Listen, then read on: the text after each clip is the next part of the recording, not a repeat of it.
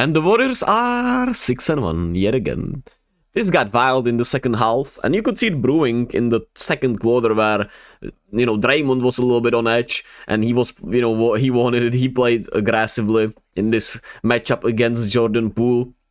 And, hey, we shot pretty poorly from the three-point line, 12 of 37, and couldn't get it going out there for a long time. Wiggins couldn't get it going at all, and he played only 18 minutes, and it did not matter. We still won fairly comfortably. Yes, the Wizards did make it closer than it maybe should have been, but I mean, Keyshawn George just decided to shoot the lights out for about 2 minutes or 3 minutes, and that was just tough. But otherwise, I thought we played a really good game once again. We allowed the Wizards to score a little bit too much at the end of the day because the pace just got too fast, and we fouled a lot. How many? They went to the free throw line actually way less than us, which feels weird. But I mean, that's probably a little skewed by the late game free throws. Nonetheless, with the pace, becoming as fast as it did in the second half, it makes sense that we conceded a lot more points, and the Wizards started to shoot the ball better. They got to the offensive glass a little more. Some and once they started to make some tough shots, and I like some of the things they did, right? We wielded some jumpers for Bud Carrington, who started hitting those mid-rangers. Jordan Poole was really, aggressive, playing really well. He couldn't hit from the three-point line, but I actually really liked how Jordan Poole played. And it feels like with him and Draymond, there's actually nothing bad brewing anymore, or nothing quote-unquote, right? But from what I've seen about Draymond, what he said about Poole, that he wanted it so bad last year and his shot selection is much better this year, it feels like actually, knock, it was a lot better. But we took away Bilal Coulibaly, who has been their best player so far, besides Jordan Poole, which was nice. And their bench was pretty much, useless. I guess Jared Butler was actually pretty solid. But we still held them to 44%, and a lot of it just came from us making some mental lapses with some of the turnovers. How many were there? Actually, just 6 turnovers, but it felt like there were more turnovers than. But I guess some of them were just bad. That's intriguing. But, yeah, it was just a feel-good game. Like, yeah, you wanted it to be a little more smoother down the stretch, but, at the end of the day, we separated pretty quickly with some good back cut from Buddy Hield, who, pointed at Steph. They probably talked about, hey, they're gonna chase you for the three-point line, and he, Buddy backdoored for the dunk, which was awesome. We also saw Draymond offensively be incredible. He has been shooting the ball well. He has been aggressive offensively, and that was huge to see and nice to see.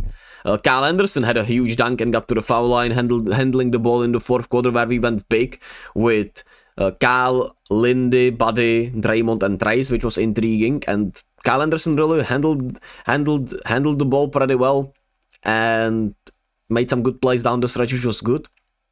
And what else is there to say, actually? Podziemski got banged up, or he, from what I've heard from the broadcast, he got sick or something. Have not read anything else.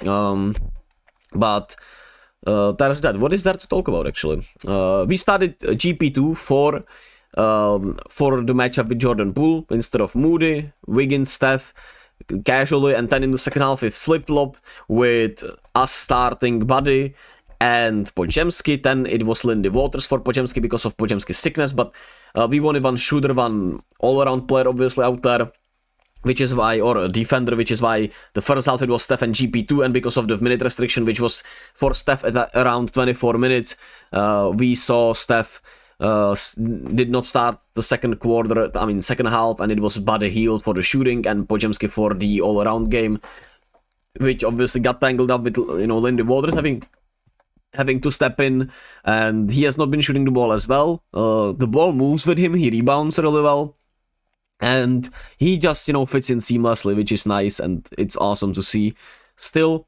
But the main takeaways are obviously Draymond's offense. He continues to just play really well on both sides of the floor, and him being so aggressive, being ready for the three ball, is just giving us a huge edge in everything. Wiggins, while of course the shot was not falling, and he did not obviously play much in the second half after all, and he, don't forget, tweaked the ankle late in that Houston game. I still felt like I was happy with the misses, right?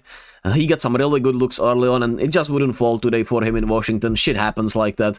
And, the staff decided to go elsewhere, and Buddy Hield once again just continues to play incredible off the bench. 20 points, 5 rebounds, 2 assists, 2 steals, 1 block, actually. And his hands defensively are the biggest surprise. Yeah, he gets a little lost in there, but that happens. And I mean, today it happened to Podziemski a lot also, who might have been due to actually the sickness if he was feeling sick, because he wasn't his energetic self, which would be, explained by the sickness. So there's that. And Kuminga also continues to be aggressive and assertive from the bench. Feels like the role is much more easily carved out for him, and he played once again a really good game offensively. Wasn't as efficient against this lengthy, annoying Wizards team, but obviously it's more about the length and size of this Wizards team. But he still made some really timely clutch buckets, and we missed some bunnies out there. We missed like 5 wide open layups, it felt like, or not wide open, but we've missed a lot of good shots and a lot of good layups, which was just unfortunate. And once again we missed 9 free throws, which is way more than you would like it to be. But in the big picture, it was Kuminga mostly. We were disappointed with the free throws. Just 4 trips to the line, and he missed 3 of them. But at least the Wizards fans could, get a free Chick-fil-A, I'm pretty sure it was, so that's awesome. And yeah, let me just point out these plays. This timely double team on Jonas Valanciunas, which forced a turnover at 15-12, as you can see here.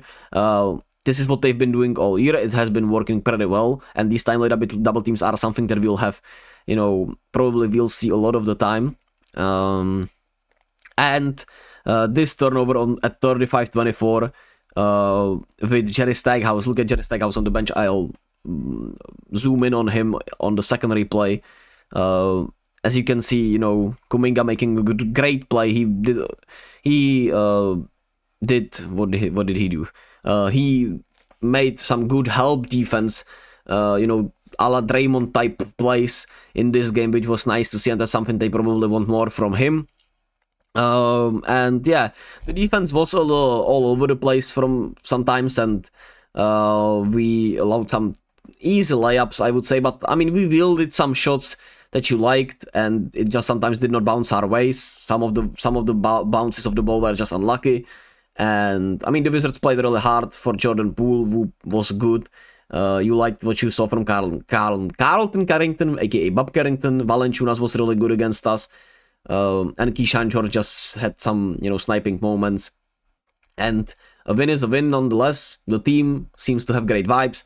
The tic-tac-toe Warriors dunks and lob plays and ball movement were, on point. They had a lot of fun in here in Washington, which, I mean, they might have been a little too unserious at times, but hey, that's how you want to play the game. And that's it, I think. There's not much else to add here. The big lineup finish, like I said. Kyle Anderson had a really good 8 minutes off the bench, especially closing. And then tonight there are no games from the NBA, and we'll obviously have we will be having Boston next, which is on Thursday. Or on Wednesday, but for me it's on Thursday, which means I'll be making the video on Thursday on it. And then on, what is it? It's very likely, I think, a game, day off. So I'm not sure if it's OKC and Cleveland next, or if it's Cleveland, OKC. But we're playing all those 3 teams next, which will be intriguing. And then it's the return of Klay Thompson, actually. So, sheesh. This is going to be a really tough start of, continuation of the schedule, and the NBA Cup starting with the Klay Thompson game. So these next 5 games will tell us a lot more about this team than we know now after what is and what has been a fairly favorable start to the season. So I'll catch you all then. Be kind to others, be gentle with yourself. I would appreciate a like or a comment or something, if anyone is still watching. So I can get back into the algorithm a little bit, but at the end of the day, I do this for just fun, so it doesn't matter that much, or really at all when I think about it. But I would still not mind it. At the end of the day, internet validation is something still.